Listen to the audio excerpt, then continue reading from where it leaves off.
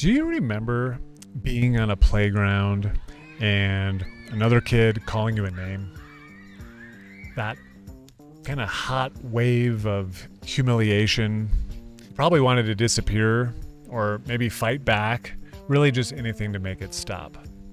There is a reason that playground moment felt so threatening. You weren't just embarrassed. Some ancient part of you believed you were about to die. Because back when we lived in small tribes, being cast out was death. So the brain learned to treat humiliation like a survival threat. But evolution didn't give us an off switch for that. And here's what it does to protect you. It shames you first. Like a kid imagining monsters before entering a dark room, your brain pre-humiliates you to keep the real thing from happening. So maybe this has happened to you. For example, before a date, your self-critical stands you in front of the mirror and says, "Your belly looks too big in that shirt." But then 10 years later, you look back at a photo from that same night and you think, I looked great.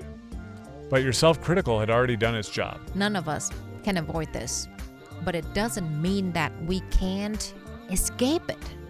If you want to truly get free from your stuck point, facing your deeper humiliation messages is the final gateway.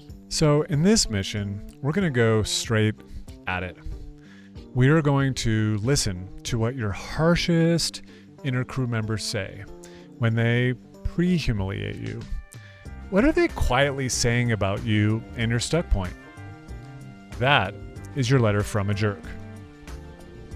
To do this, go to your cards and pull out the harshest voice you've got, the one that makes you wince a little bit, like your self-critical, your judgmental, your darkness.